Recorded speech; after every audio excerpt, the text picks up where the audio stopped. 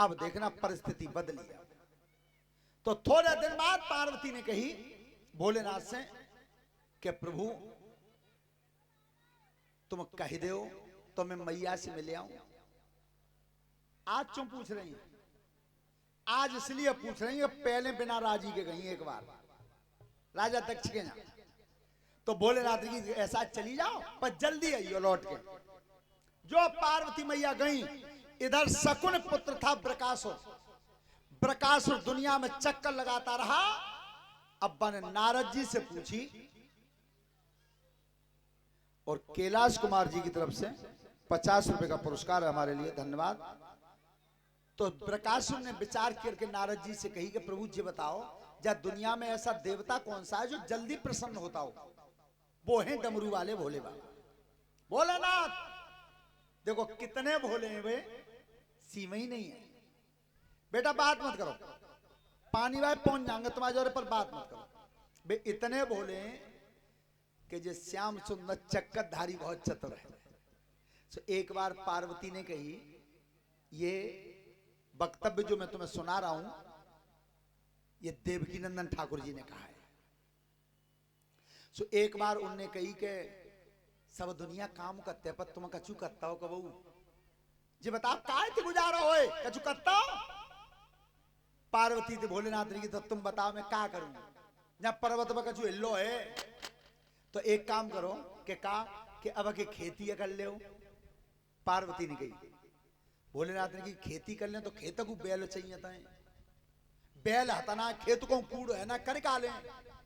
सो एकदम पार्वती मैया ने की सुनो, खेतों की कोई कमी ना है, कन्हैया पे बाबा नंद के जा तुम मां चले जाओ, खेत की कमी ना है, बैलन की कोई कमी ना है, पर एक बार करके तो देख लो, दुनिया कर कर खा रही है। सो भोलेनाथ चले गए। भोलेनाथ चले गए पर पार्वती ने जी कह दी चतुराई करियो खेती, बहुत चालाक है वो कन्हैया, मत धोखे में मत दे, कहना चिंता मत करा हम कम ना जानता। सो गए सो जाके भोलेनाथ ने एकदम जो कन्हैया दिखे, अरे आइए महाराज कैसे आए हो? बेटा बात मत करो है बच्चों, कैसे आए हो? चलो बैठ जाओ, कोई ना। तब कही कन्हैया बच्चों ने कहा हम खेत करे चाहते उतना तो ऐसा ना कर लो कि तुम हमें पट्टे पे दे दो, हम तुम साजे बने रहेंगे। कन्हैया ने की देखो चाहते तो खेत ले लो और चाहते बेल ले लो, हमारे यहाँ कोई चीज की कमी ना है। तो भोलेनाथ ने खेत खूब जोतो कमाओ, तब कही जी बताओ मालिक साहब का फसल करें? पर एक नियम ध्यान रखियो, पार्वती ने मत जी कह दी है कि फसल ऊपर भाई तुम ले आइयो, नीचे भाई छोड़े आइयो। सो कन्हैया ने कही कि का बोए कि महाराज तुम बता दो। सो भोलेनाथ ने की तो आलू कर दो। सो आलू काट दे। आलू जब पक के तैयार भाई खेती, सो ध्यान आओ कि पार्वती ने जी कह दी कि नीचे भाई छोड़े आइयो, ऊपर भाई ले आइयो। सो आलू की सभी ऊपर काट काट के ढेर लगा दे। और तब कही ले कन्हैया जा रहे हैं, बंटवारा है वो नीचे की फसल त्याई और ऊपर की माई। सो आ गए नंदीश्वर पे बैलन पर लाद लाद को भोलेनाथ ने कही पार्वती ने आ गए ले आए, कहा फसल कहाँ है? कि देख रहे जी बारह हम माल लग रहे फसल के। का करो कि आलू तो तुमने कहना था कि नीचे भाई छोड़े आइयो। सो नीचे भाई छोड़े आयो, ऊपर तुम्हारा कोई लो ना तुम्हारी संग। मैं भगवान यार कौन से मैंने कर्म करे ताते जे आदि मिलो, अब कहां जाऊं मैं कि का करूं? अब के फिर जाओ तुम ठगी लाए मान कन्हैया ने कि तो अब के जाओ और एक काम करियो, कैसी कि ऊपर भाई फसल है, अब की बात चतुराई करना, नीचे भाई तुम ले आइयो और ऊपर भाई छोड़े आइयो। ठीक है। भोलेनाथ फिर चले गए। उन्हें कन्हैया ने किया वकी कैसे आए हो? कि महाराज बच्चों कामन गड़बड़ है। उन्हें 4 साल और दे दो पट्टे पे।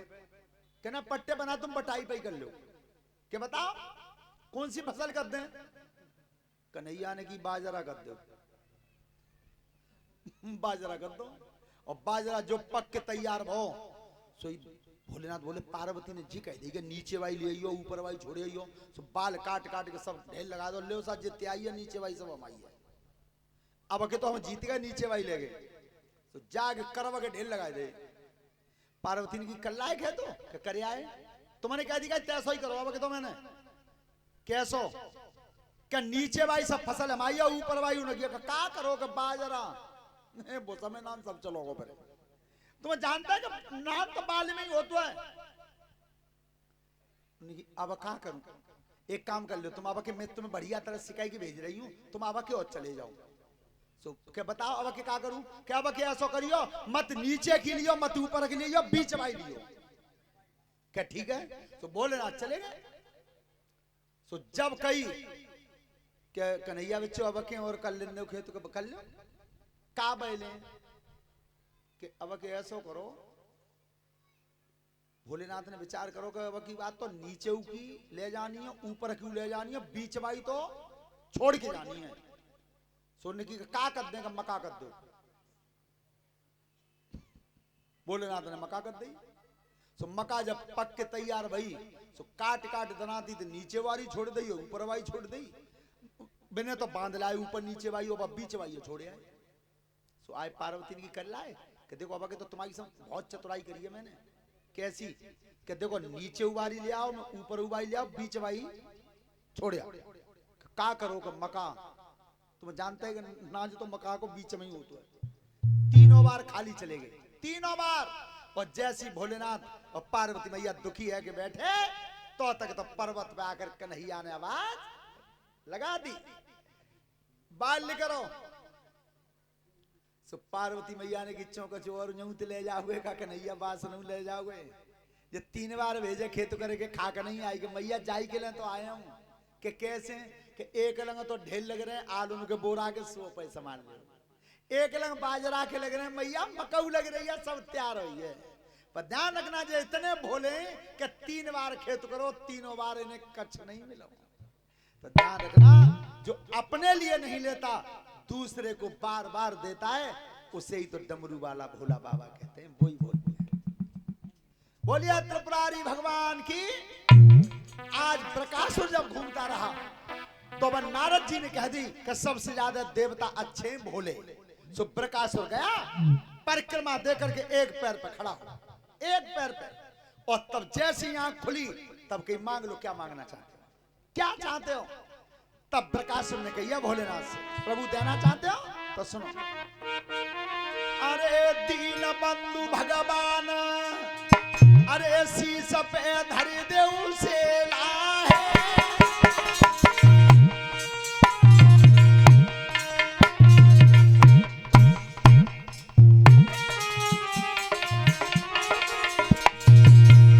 मेरी विनती बारंबार बनाई ले अपनो चेला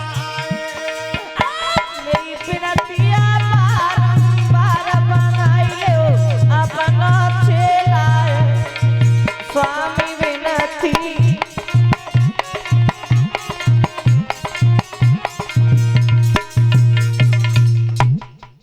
अरे हाथ मेरे सिर पे धर दीजिए मेरे कोई नहीं पड़ेगा जोरू मेरी काया में दीजिए।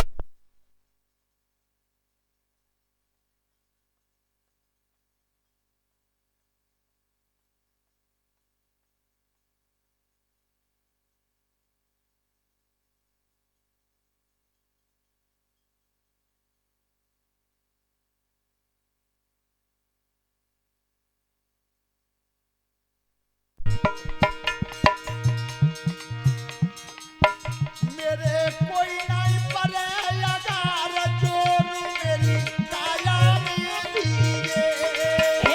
मेरे कोई गए पर जोर मेरी काया में दीजिए प्रभु जी। और आप सुनिए सबसे पहली बात तो वो चेला बना लो और दूसरी बात ये मांग रहा हूं इतना बल दे दीजिए शरीर में पूरी दुनिया में कोई सामना नहीं करे। अत सर्वत्र वर्जित अतिकाऊ चीज की अच्छी ना चाहे वो धन हो चाहे बल हो। श्रोता बंधुओं परमात्मा इतना कर देता बेटा ध्यान रखना जो जहाजन में उड़ा दे वे साइकिल पर ना छोड़े, और जिनके चलवे थे धरती में गड्ढा पड़ गए वे खटिया में मिला दिए। इतना कर सकता है वो।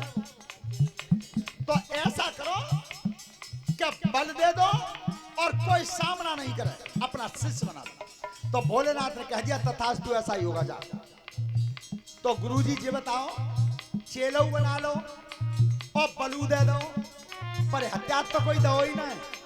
अगर कोई लड़वे आवे तो लड़ेंगे काहे तो भोलेनाथ ने की बेटा चिंता मत करना, आज हथियार भी ऐसा दूंगा न किसी देवता पर न किसी दानव पर। मत घबराई करे मत चिंता, मेरा वचन नाई हट पावे। कोई देवता कोई दानव, राजा महाराजा चली आवे, ताके सिर पे हाथ धरे वो, 3 बार तू भस्म कही जावे, 3 बार तू भस्म कहे वो, सोई पीर भस्म है जावे।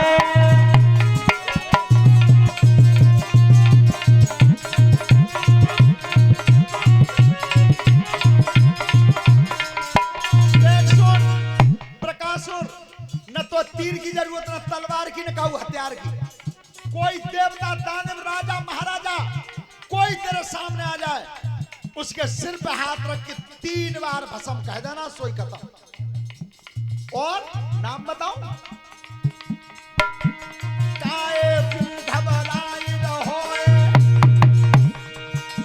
पलको बेटा काम करोए, बिरकासुर तेरो नाम हटा के भस्मासुर तेरो नाम धरो है।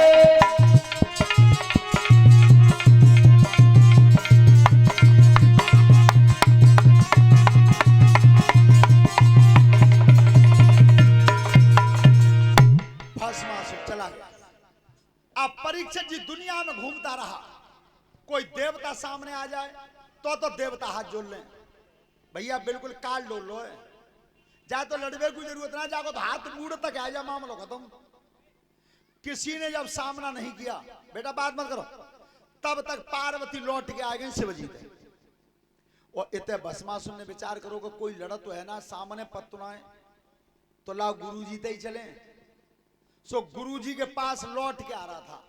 ए भोलेनाथ ने की आज तो चेला आ रहा है, भगवान करे ऐसा चेला का हुआ न देवे। सो जो भस्मासुर आके खड़ो भाओ, तो पहले जब चेला बनो तब तो है भोलेनाथ के लिए, और अब बैठे 2 जने। सो गुरुजी को परिक्रमा देखें और पैर छू ले, जो पैर छुए सो भोलेनाथ ने की लला बेटा हमारे पांच छूने से इनके ना छुए। भस्मासुर ने की जे को है कि बेटा जे मेरी घरवारी है वो तेरी मेहतारी है। भस्मासुर ने आंखें लाल करी के बुढ़ापे में कल बिगड़ गई है, मरबे बैठे हो और कल राजा की कितनी सुंदर लड़की है तो बूढ़े आदमी पे घरवाई बता रहे हैं। जब भस्मासुर ने आंखें गरम करी और तब कही भोलेनाथ ने ए बाबा क्या बोलो, एक बात मैं कह रहा तो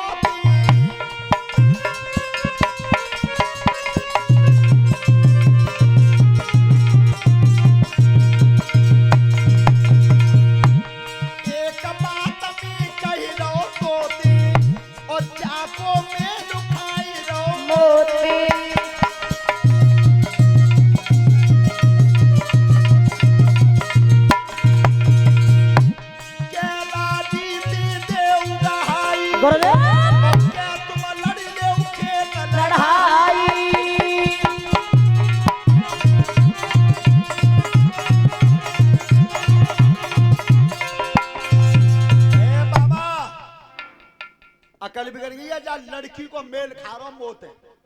अब जी बता राजीत दोगे क्या लड़की दोगे? ए पार्वती ने की तेरो नाम मिटिया तेरो आगे डारो कितनी उल्टी बात कर रहे हो। और भोलेनाथ की चुपचाप सुनने हो हैं, जा खोपड़े मीट ना दई। भोलेनाथ ने की पार्वती तुम्हें ना मालूम बना हुआ मोही पे बने हुए हैं, जिद हो रही बोल रहा है।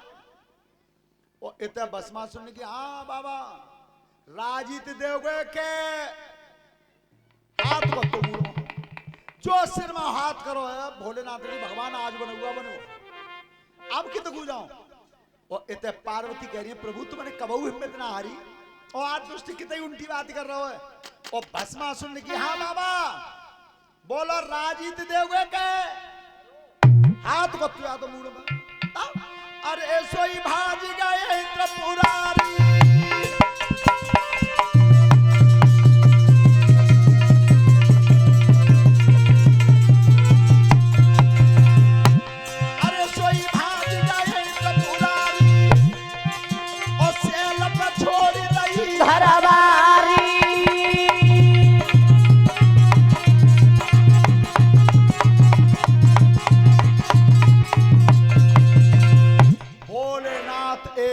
भाज ध्यान रखना आपत्ति काले मर्यादा नास्ते आपत्ति में मर्यादा टूट जाती है जो भोलेनाथ भाजे भस्मासुर पीछे चला गया था चल बाबा छोड़ के थोड़े जाऊंगा और भोलेनाथ एक पर्वत की गुफा में भीतर घुस गए बाहर पटिया अटका ली अब भजन कर रहे हैं प्रभु अब अखें बचा लो तेरो जीवन भर ऐसा ना भूलेंगे और कबू ऐसा काम करेंगे ना ध्यान रखना भस्मासुर बात कह रहे बाबा लिकर मार के जाऊंगा लड़की है तो ले जाऊं पर तो नहीं बटा जाऊं पहले और इतने भगवान क्षीर सागर में लेटे थे तो एकदम मुस्कान है लक्ष्मी ने की गए संतना मैंने तो कुछ कही ना कैसे हंसी आई है भगवान विष्णु ने की हंसी इसलिए आई है कि वो जाखन वरदान देता है तब ना देखा था कि गाड़ी कितनी ऊंची नीची जावे हैं लेकिन एक बात ध्यान रखना सभी श्रोता बंधु एक कहावत सुनी होगी तुमने कि परमात्मा जब देता है तो छप्पर फाड़ के देता है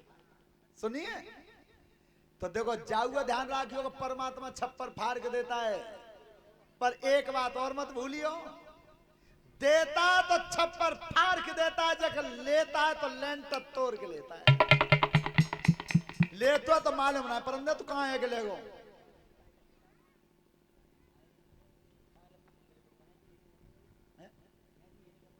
श्रोता बंधुओं आप भस्मासुर बार आवाज लगा रहे हो तो भगवान कह रहे हैं लक्ष्मी ते के सुनना रही ते लहंगा भरिया कहां है तो लहंगा भरिया तुम क्या करो है आज जरूरत है निकाल ला सो लहंगा भरिया दे दी हाँ सुन रही थी चुप रहो तो लहंगा भरिया दी अरे बारे मेरे ठाकुर अब की बार क्या मांगा है तब कही लक्ष्मी ते सिंगादानी कहां है ये का कली बिगड़ गई है सिंगादानी को तुम क्या करो है आज जरूरत है तो आज सिंगारदानी लक्ष्मी मैया ने दी और अपने वस्त्र दे दिए तो आज वो 14 भवन का स्वामी एक भक्त की रक्षा करने के लिए करना क्या पड़ा अरे स्वामी समुद्र करा श्रृंगार समय नहीं अब पल भरी को स्वामी समुद्र करा श्रृंगार समय नहीं अब पल भरी को कियो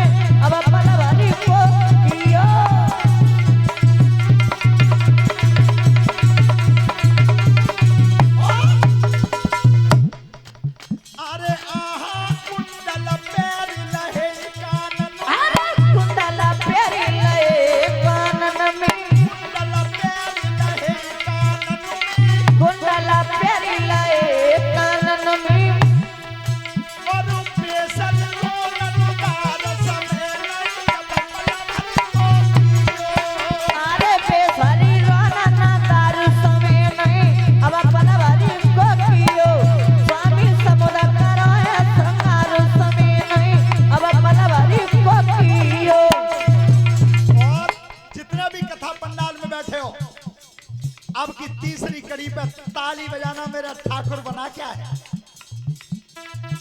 अरे आहा तीन लोक को ठाकुर कहिए, तीन लोक को ठाकुर कहिए, तीन लोक को ठाकुर कहिए, तीन लोक को ठाकुर कहिए। आज बन गए नर समय अब पलवन को दियो। आज बन गए नर से नारी समय नए अब बनवारी को दियो। स्वामी समुद्र करो है श्रृंगार समय नए अब बनवारी को दियो।